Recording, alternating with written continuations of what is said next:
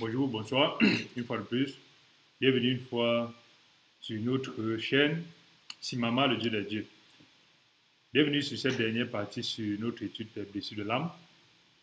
Et enfin, nous voyons que lorsqu'on a travaillé sur notre âme, on peut être un chrétien prospère parce que la prospérité, c'est se connecter par la prière à Dieu qui est la source. Pas pour demander, mais pour se confier. La prospérité, lorsqu'on est connecté à la source, c'est de recevoir.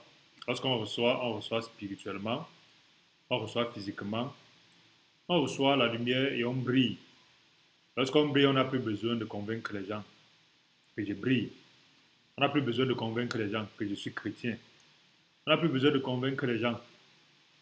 Croyez en moi, on n'a plus besoin de convaincre les gens parce que automatiquement, Dieu, il fait son travail de nous connecter, exactement comme lorsqu'on est connecté à un barrage électrique. Le barrage nous transmet par sa grande puissance de l'électricité. Et on brille et tout le monde peut voir. Et la prospérité, c'est aussi être assez mature pour ne pas donner accès au diable à travers nos portes de l'âme, nos blessures. La prospérité, c'est de savoir qu'on a maîtrisé nos blessures de l'âme, qu'on a maîtrisé certaines choses qui pouvaient nous éloigner de Dieu.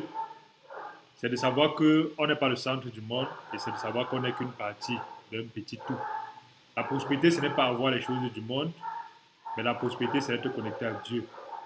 Nous avons la responsabilité dans nos échecs, car c'est à nous de gérer notre âme. On ne peut pas penser que c'est aux gens de nous rendre prospères, c'est à nous-mêmes de nous rendre prospères. Nous sommes responsables de la gestion de notre âme. Nous sommes responsables de nos échecs. Parce qu'à un moment donné, peut-être l'éducation nous a fait échouer, nos parents nous ont fait échouer, l'environnement nous a fait échouer, le pays nous a fait échouer. Certaines conditions nous ont fait échouer. Mais nous avons quand même la main mise sur la gestion de, la blessure, de notre âme, des blessures de notre âme, parce que Dieu a fait pour lui, le Christ a fait pour lui, il a tout accompli. Et il nous a donné l'esprit qui nous permet de ne pas être zombifiés, de ne pas être des chrétiens religieux, de ne pas être des gens qui dorment à l'église, mais qui, à un moment donné, traînent encore plus des blessures de l'âme que les gens du monde. Mais d'être des personnes qui sont capables de faire voir la gloire de Dieu. Parce qu'en réalité, lorsqu'on regarde dans 3 Jean, Jean dit quelque chose d'assez particulier. Il dit, je souhaite que tu prospères comme prospère l'état de ton âme.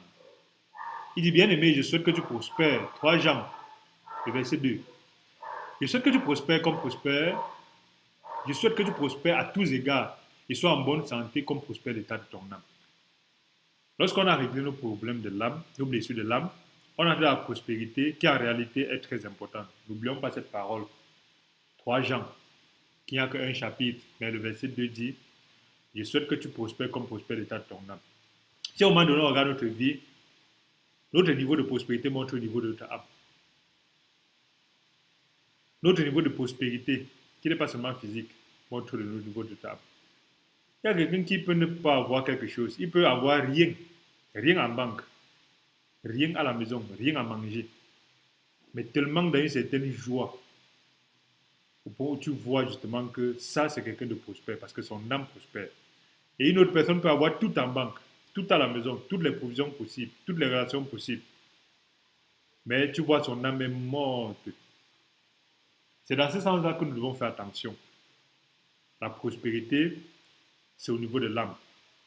Et pour que notre âme soit prospère, nous devons gérer nos blessures de l'âme. À chaque fois qu'on refuse les propositions de l'âme, elle meurt au fur et à mesure.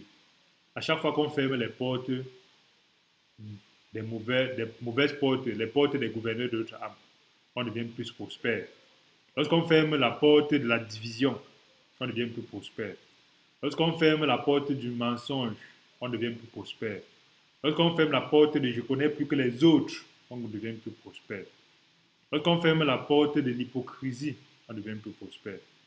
Lorsqu'on ferme la porte d'accuser les autres, tout c'est les autres, jamais moi. Toutes les fautes, c'est les autres. On devient plus prospère.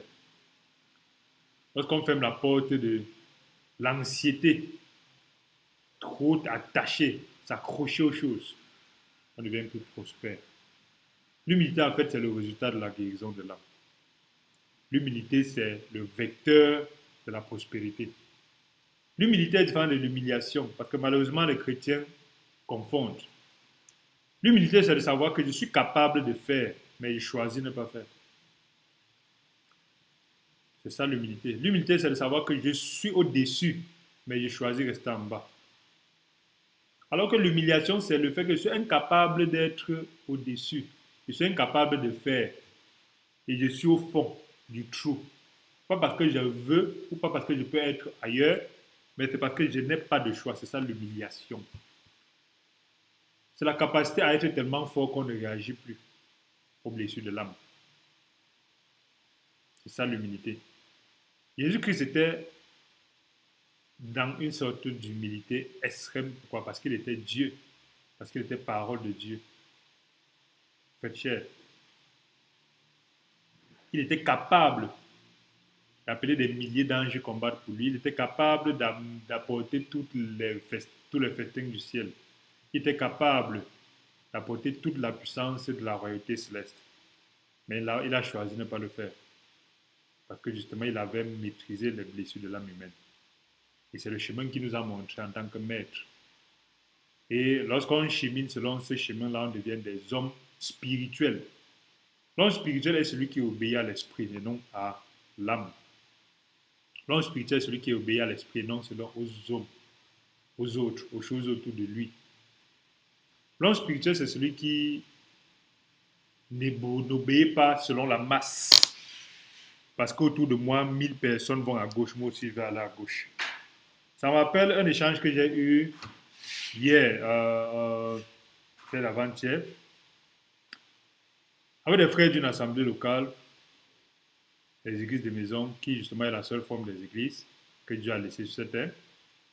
Mais mon problème avec eux, c'est qu'ils sont sectaristes dans le sens où ils ne veulent pas échanger à les autres et qu'ils échangent à les autres, c'est pour apprendre aux autres, ce n'est pas pour écouter les autres. Ils échangent à les autres parce qu'ils connaissent déjà tout. Ils sont déjà figés, calés. C'est ça, même lorsqu'ils échangent aux autres, c'est pour montrer aux autres quelle est la bonne doctrine. C'est important de discuter, voilà mon point de vue, mais de ne pas dire mon point de vue est le seul possible. Parce que dans l'Église, en fait, c'est l'esprit qui est la finalité. Ce n'est pas nous, ni notre compréhension de la parole de Dieu. Alors, je parlais avec ce frère de certains points qui nécessitaient justement qu'on puisse méditer dessus. Le premier point, c'était justement la capacité du fait qu'il prêche comme Père le salut. Et il leur disait justement que si vous prêchez comme Père le salut, ça veut dire que Dieu est incapable de faire ce qu'il dit. Parce qu'il dit qu'il nous donne la vie éternelle, alors qu'en réalité, il ment. C'est un peu une vie éternelle. Un Père le salut veut dire que Jésus-Christ est un incapable. Quelqu'un qui est allé à la croix mourir pour dire qu'il nous donne la vie éternelle. Tout ce que Dieu lui donne, il ne perd rien. Mais alors que voilà, Dieu lui a donné tel frère. Après, il a perdu le frère là parce que le frère a perdu son salut. Voilà des éléments comme ça. Excusez-moi. Des éléments comme ça qui nous permettent en fait de voir qu'on peut être en train de faire des choses en pensant qu'on est très spirituel. Alors qu'on est en train de détruire en fait l'œuvre de Dieu. On est en train de détruire en fait le travail de Christ. Et dans ces éléments-là, on va te dire qu'on perd le salut parce que tel verset a dit que tel verset a dit que... Alors qu'aucun verset ne dit qu'on perd le salut. Les versets disent justement de persévérer pour avoir la plénitude. Autant que je vais revenir sur un autre point par rapport à l'enseignement de la femme.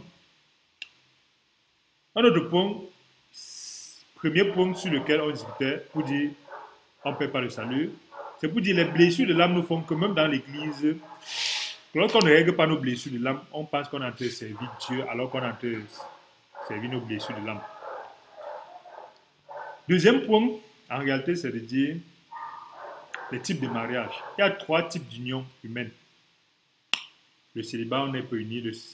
La monogamie, on est uni à une femme. Et la polygamie, on est uni à 3 femmes, à plusieurs femmes. Et de ces 3-là, Dieu n'a priorisé aucun. Mais il y a des gens qui vont venir imposer un seul.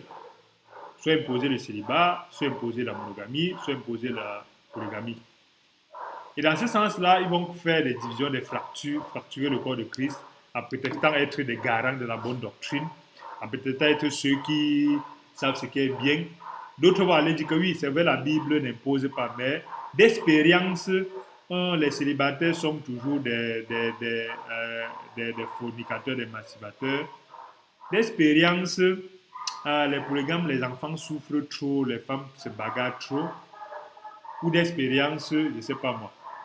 La monogamie, Dieu a dit que l'homme quitterait son père et sa mère, s'attachera à sa femme. Il devait, si c'était plusieurs femmes, il devait dire à ses femmes. Sans s'en rendre même compte que la Bible peut être écrite en français et que la parole là ne dit pas ça. En tout cas, on ne va pas entrer dans ces éléments-là pour dire l'homme spirituel est un homme qui est capable donc de partager sur ces points de vue-là et à ressortir avec de la prospérité. Mais regardons ce point de vue-ci, lorsqu'on partage sur ça, vous voyez, si l'Église ne partage pas sur ça avec des blessures de l'âme comblées, si ce sont des gens qui ont encore leurs blessures de l'âme, ils viennent prendre le sujet donc Père de salut, ils vont sortir de ça, de là avec la guerre en queue de poisson. C'est pour ça qu'il faut régler nos blessures de l'âme pour prendre certains sujets. Si on ne règle pas les blessures de l'âme, lorsqu'on entre dans le type de mariage, on va sortir là en queue de poisson. Pas parce que la Bible a dit le contraire, mais parce que justement les blessures de l'âme qui en nous permettent en fait de discuter avec des plaies saignantes. C'est pour ça qu'on va tirer des choses dans tous les sens. Un autre élément, c'était l'enseignement de la femme. Parce que dans cette assemblée-là, la place qu'on donne à la femme est un peu particulière. Et dimanche, on partageait à l'assemblée et il y a une sœur qui a partagé. Je n'étais pas d'accord parce qu'elle a partagé en tant qu'enseignante. Quoique ce n'est pas... régler les blessures de l'âme, c'est la capacité de savoir que même si quelque chose n'est pas faisable, on essaie de demander la grâce au Saint-Esprit de pouvoir bien comprendre cela et ne pas seulement dire que non, pourquoi elle a partagé en tant qu'enseignante, mais de travailler pour trouver l'enseignement que Dieu voulait nous montrer. Mais elle a dit quelque chose d'assez particulier. Elle a lu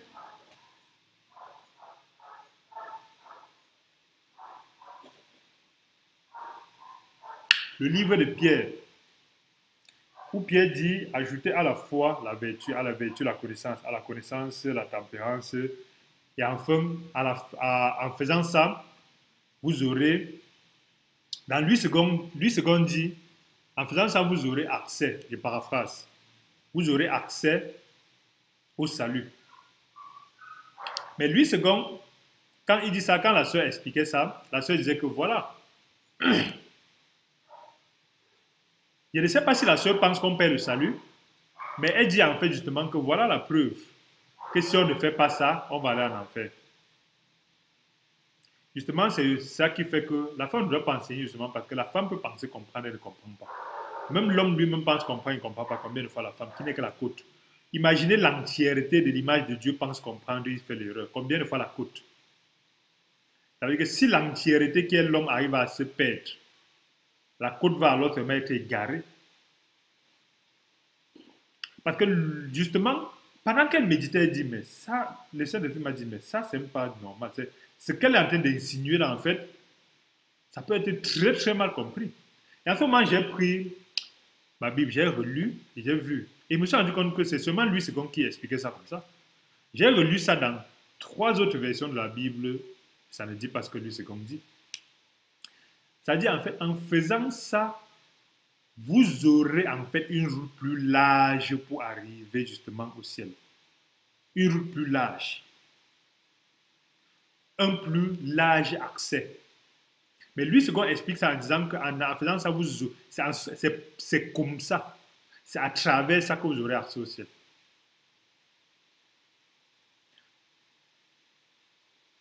Je vais faire, peut-être, dites-moi en commentaire si c'est nécessaire. On peut étudier cette parole-là dans le livre de Pierre. Je pense, peut-être 2 Pierre 3, je pense, un truc comme ça. Alors, vous voyez comment, en réalité, lorsqu'on laisse la femme, en disant que non, elle a aussi le salut comme l'homme. Non, il n'est pas question qu'elle ait le salut comme l'homme. Elle est même plus capable que l'homme. Mais le problème, c'est que si l'entièreté de l'image de Dieu arrive à se tromper, la côte, sur certaines choses qu'il reçoit de Dieu, peut très vite et très mal se tromper. Parce que c'est une peu une question d'expliquer, c'est une question de recevoir de Dieu. Si l'entièreté reçoit de Dieu à peine, combien de fois la côte? Ce sont des petites choses comme ça que si on entre dedans avec des blessures de l'âme, on va essayer de débattre. On a dit que la femme doit être en derrière, la femme ne doit pas être ici. On a en train de mépriser la femme. Vous voyez pourquoi? Il faut être prospère et spirituel pour tenir certains échanges dans le corps de Christ. C'est pour ça que c'est important de régler nos blessures de l'âme. Un autre élément, c'est la contextualisation. Vous voyez des frères qui disent que ce que je crois, c'est par la parole de Dieu qui a dit, la parole de Dieu qui a dit. Mais quand tu viens avec 15 000 paroles qui disent le contraire de ce qu'ils disent en prenant dans la Bible, parce qu'ils essaient de faire croire que ce que tu dis, c'est toi qui crées ça. Si tu dis qu'on ne paie pas le salut, c'est parce que donc tu crées ça. Mais quand tu viens avec 15 000 paroles qui montrent que Jésus-Christ, son travail est parfait, et à tous ceux que Dieu lui a donné, il ne perd aucun. Sachant qu'il ne peut parler contre la parole de Dieu, il utilise un élément satanique, la contextualisation. C'est quel contexte? Dans le contexte là, ça voulait dire que, ainsi de suite, ainsi de suite. Vous voyez les blessures de l'âme. Au point où même lorsqu'on est coincé, on doit toujours respirer. Vous voyez pourquoi c'est important d'être prospère, d'être un homme spirituel. La contextualisation. Il y a un dernier point. Je donne un exemple de 5 à 6 sujets par lesquels si on n'est pas prospère et si on n'est pas un homme spirituel, les blessures de l'homme vont nous faire, dans l'église, créer tellement de divisions et servir tellement Satan étant dans l'église. Les conséquences des blessures de l'homme dans l'église. Le dernier point, c'est les frères disent qu'ils ne pêchent pas. Ils enseignent ça aux enfants, aux papas, aux mamans. Comment j'arrive à comprendre ça? C'est qu'un jour, après l'assemblée locale, j'échangeais avec une sœur.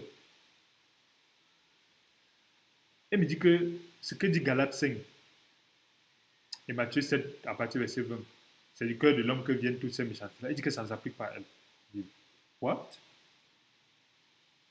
Explique-moi un peu. Elle dit que non, quand elle regarde dans sa vie, elle peut regarder 2 semaines plus tard, elle peut demander 2 semaines, elle peut regarder 2 semaines en arrière, 3 semaines en arrière, elle ne peut pas voir où elle a menti, où elle a fait du mal.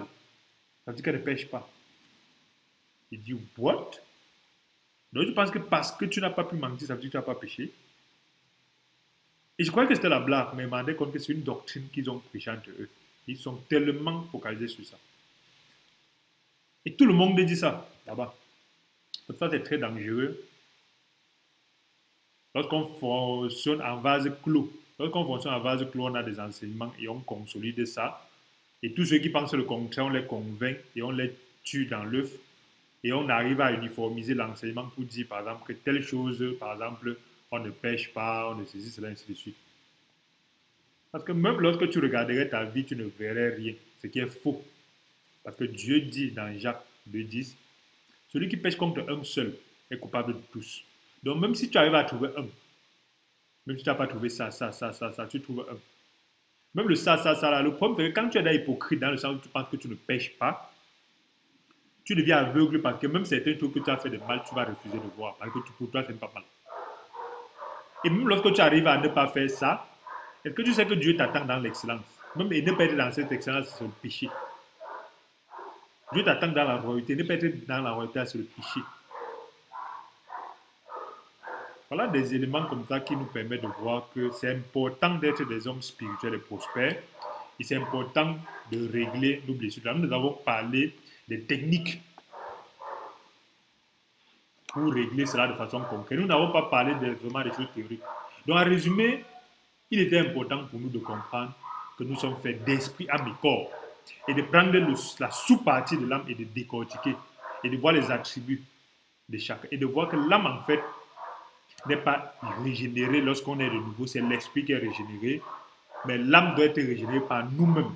Et par un travail fait à travers les 3 baptêmes. À travers l'état des lieux. à travers l'identification des blessures, des plaies, des trous. Dans cette série que vous allez suivre, que vous pouvez suivre les vidéos précédentes, il est important de voir qu'il y a des impacts des blessures de l'âme après qu'on soit né de nouveau. Quand on ne gère pas, on vit une vie chrétienne penchée, boiteuse, en partant que le problème c'est Dieu, le problème c'est la Bible, le problème c'est la religion, non. Et qu'il y a la résistance que l'âme crée pour se délivrer, mais que nous devons quand même nous délivrer parce qu'on marche dans la victoire. L'important, nous avons vu les techniques concrètes, la prière, la lecture de la parole, le fait de lâcher prise, le fait d'aimer malgré et non aimer parce que. On a vu l'importance de la prospérité parce que lorsque notre âme donc est régénérée par ces techniques-là, on devient prospère et ça se fait voir et on peut dire il prospère comme prospère l'état de son âme. Et on a vu comment l'homme spirituel est un homme donc qui peut évoquer certains sujets maintenant et les traiter sans amener la discorde et la division. Parce qu'on a donné ces exemples de 6 sujets dans lesquels, lorsqu'on les traite avec les blessures de l'âme, on crée des fractures dans l'église. Merci d'avoir écouté cette vidéo. Merci d'avoir suivi cette série. Merci pour les échanges. Merci pour ceux qui nous écrivent inbox. Merci pour ceux qui nous envoient des mails. Merci pour ceux qui commentent. Merci et à bientôt.